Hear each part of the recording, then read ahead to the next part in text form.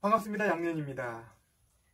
브라운과 함께하는 끌리는 사람들의 SNS 대화의 기술, 유쾌하게 매너있게 SNS 하는 법, 어떻게 하면 될까요? 자, 먼저 SNS, 소셜 네트워크 서비스, 사회적 관계망 서비스라고 하죠. 일명 소셜미디어. 특정한 관심이나 활동을 공유하는 사람들 사이에 관계망을 구축해주는 온라인 서비스, 이것을 SNS라고 하고요. SNS의 그 장점은 뭡니까? 결국은 여러 사람들과의 관계를 맺고 인맥을 쌓고 정보를 공유하고 소통하는 공간, 이 공간 안에서 SNS 마케팅으로 또 브랜드 가치를 올릴 수가 있죠. 무엇보다도 이 좋은 점, 이론점, 편리한 점이 많기 때문에 SNS를 우리는 많이 활용합니다. 영향력이 강력하기도 하고요. 확산 속도가 빠르다라는 그런 장점이 있죠. 하지만 이것이 또 폐해가 되기도 합니다. 불분명한 정보 또는 신뢰할 수 없는 그런 뉴스가 빠르게 확산되면서 우리의 판단에 영향을 미치게 되죠. 또 뭡니까? 마녀 사냥, 악성 댓글, 이런 것들이 악용되기도 하고요. 더 큰 문제는 중독이 우려된다는 거죠. 그리고 개인정보가 쉽게 노출된다는 거. 보통 우리 SNS가 이루어지는 공간은 내 손 안에서 이루어지죠. 예. 휴대폰에서 보통 SNS 활동을 많이 하는데요. 휴대폰의 원래 기능은 모바일 전화 기능이잖아요. 그래서 기본적으로 에티켓에 대한 이야기를 좀 하고 싶고요. 일단 모바일 에티켓 매너를 우리가 갖출 필요가 있다. 첫 번째는요, 이 수업 또는 회의, 영화 관람, 공연 관람, 이럴 때는 반드시 매너 모드로 전환해야 된다는 걸 다 알고 있는데 꼭 올려요. 그죠? 그 올리는 사람이 내가 아닐 수 있겠지만 어떤 경우에는 알람이 울리는 경우도 있어요. 반드시 조심해야 될 것 같고요. 두 번째는 공공장소에서는 가급적 통화는 간단히, 조용히, 다 아는 얘기잖아요. 잘 지켜지지 않는 사람도 주변에 많아요. 그죠? 네. 또 중요한 것은 통화할 때는 먼저 전화 받는 사람에게 통화가 가능한지를 확인하는 것. 저는 이 부분을 좀 강조하고 싶습니다. 전화를 걸었을 때 통화 지금 괜찮으세요? 이 말 한마디를 하는 사람과 그렇지 않은 사람은 일단 기본적인 에티켓이 거기서 차이가 납니다. 어쩌다가 까먹을 때가 있긴 하지만 이 몸에 배다 보면 덜 실수하게 되죠.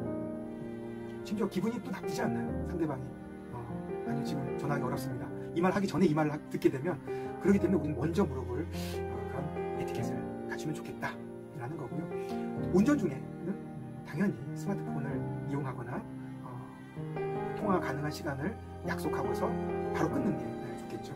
스피커폰을 주로 여러 명이 있으면 좀 어렵겠지만 혼자 우선할 때는 스피커폰을 활용해야 된다는 거. 마지막으로 하나 더 이야기하자면 카메라폰을 사용할 경우, 강연 도중에 막 카메라폰을 찍는 경우, 무음으로 하면 좋은데 소리가 나는 경우도 굉장히 많아요. 그렇죠? 이럴 때는 미리 또 사회자가 얘기할 필요가 있습니다.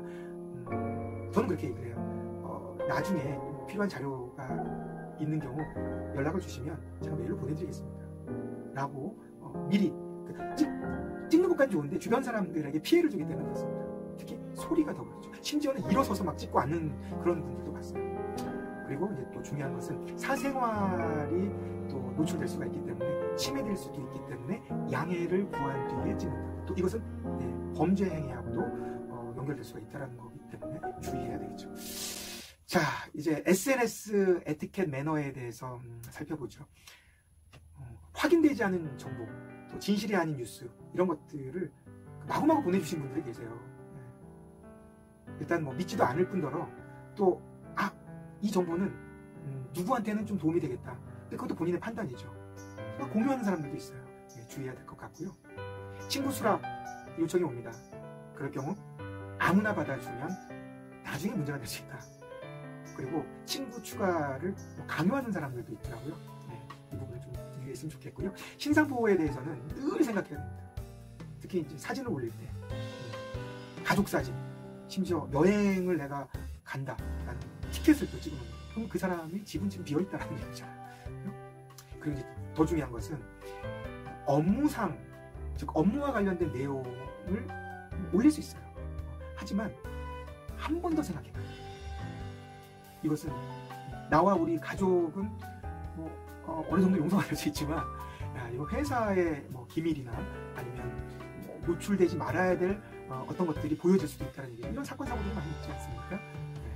나중에 혹시 또 다룰 수 있으면 다루도록 하겠습니다. 그리고 마지막으로 얘기하고 싶은 것은, 남한테 피해가 되는, 또 남을 상처 주는 그런 말, 저속한 표현, 게시글, 댓글, 이런 것들을 삼가야 되겠다라는 말씀을 좀 드리면서요. SNS 글을 작성할 때 키스의 법칙을 기억해 두면 또 도움이 될 것 같습니다. KISS, 어떤 의미죠? 네, Keep it simple and short. 그렇죠. 네, 짧고 간결하게 전달하라는 겁니다. 이것은 이런 책이 있어요. 지금 당장 당신의 SNS 계정을 삭제해야 할 10가지 이유. 겁나 길죠, 그죠? 초창기에 그 가상현실 기술을 고안했고요. 또 그 기술을 상용화한 컴퓨터 과학자가 쓴 책인데요.